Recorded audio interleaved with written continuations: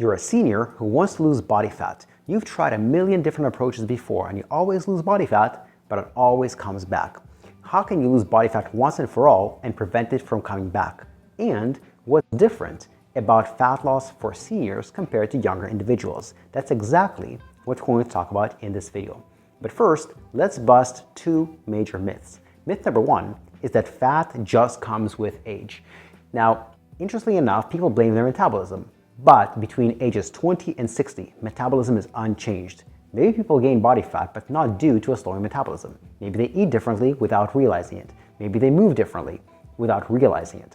Only after 60 does the metabolism start to slow down, but not by much. Only about 0.7% per year. It's not like it just crashes all of a sudden once you cross 60. It's a very, very slow decline, and it can be compensated for with exercise and nutrition. So fat gain with age is not inevitable. Myth number two is that you have to build muscle to burn fat. Now, don't get me wrong, building muscle is a good thing, but building muscle for fat loss is not a very effective way to do it. Muscle does not burn that much fat. 1 pound of muscle burns around 13 calories per day. 1 pound of fat burns 2 calories per day. So the gap is only 11 calories. You have to build a significant amount of muscle, almost an impossible amount of muscle to make any difference to your fat loss. So build muscle for other reasons, but not for fat loss. We also have to differentiate between losing fat because you want to look better versus losing fat for health. If you're already of a normal weight, losing fat is only for aesthetics. But if you're obese, it's good to reduce your body fat at least to the slightly overweight level. Contrary to popular belief, it's actually healthy for older individuals to have a little bit more body fat than younger individuals, between 2 and 5% more. Why is that beneficial? And again, it's not just muscle mass, it's not just bone mass, but actual fat mass. Why is that good for older individuals? One, falls are more common in older individuals. People with more body fat have more of a cushion, so they suffer fewer fractures and breaks. Two, it gives you an extra source of energy if you ever end up in the hospital due to illness or infection. So you're gonna die later, or maybe you won't die because of that. And three, fat loss is not just an inert storage depot. It actually releases chemicals like hormones. So a little extra body fat actually helps postmenopausal women with hormonal regulation. Body fat makes estrogen.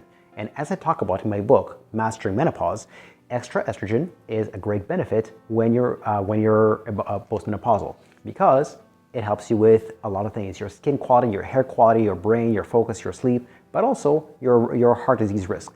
Women who are slightly overweight have the lowest heart disease risks, lower than normal weight women, lower than obese women.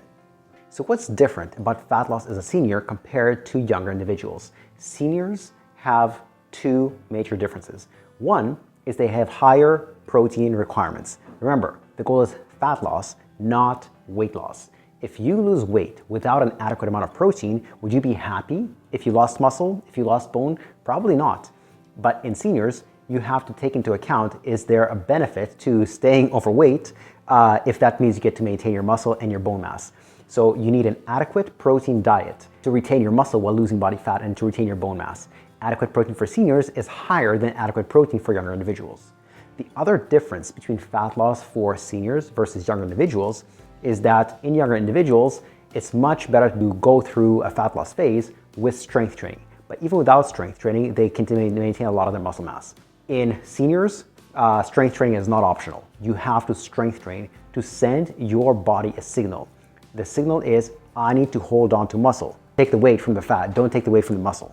Now, if you need help creating a personalized strength training program for you, for your body based on your goals, your injuries, your conditions, etc., we have a service just for you.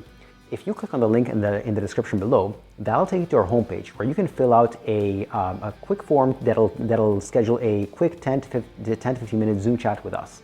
During that chat, we'll discuss what's your situation and whether or not we can help you. There's no pressure, no obligation, no sales pitch, just a quick chat to see what's your situation and can we help you get there.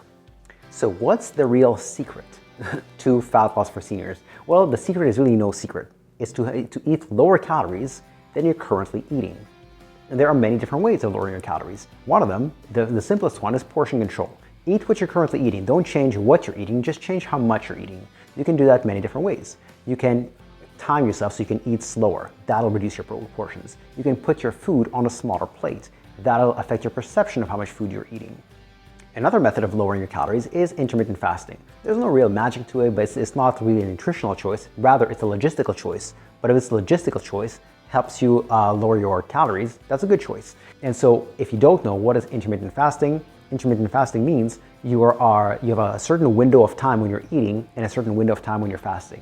The most common variation of this is you're spending 8 hours where you can eat. So for example, you might just have breakfast and lunch, or just lunch and dinner, and then you fast the rest of the time. Another variation of this is the 5-2 method. 5 days per week, you eat what you normally eat. 2 days per week, you either completely fast or eat very, very low calories, like 500-600 calories in that day. Another method of reducing your calories without counting your calories is waiting until you're hungry to eat. Lots of us just know it's lunchtime, it's breakfast time, it's dinner time, I should probably eat, without paying attention of, am I actually hungry? Very often, people who struggle with their weight eat when they're not hungry. So a very, very simple approach is to just, on an hourly basis, ask yourself, am I hungry? And if the answer is yes, eat. If the answer is no, keep waiting until you are hungry. And yet another method of lowering your calories without counting your calories is just simply keeping your trigger foods out of the house. For me, personally, I love chocolate. I eat chocolate not for hunger, I eat it for pleasure. And I don't stop eating until it's gone. And that's why I don't keep chocolate in my home. What are your trigger foods? First, comment in the description below. Second of all, it's much easier to not have to use willpower. If chocolate is just not in my home, I don't have to use willpower to not eat it. If it's in my home, I have to use willpower, and I have none, so I'm going to eat it. And I'm guessing you're probably the same. If you like this video, we have a special newsletter for people like this, for people like you, about exercise and nutrition. Click on the other link in the description below to subscribe to that newsletter for free, and you always have the option of unsubscribing. Thank you, and goodbye.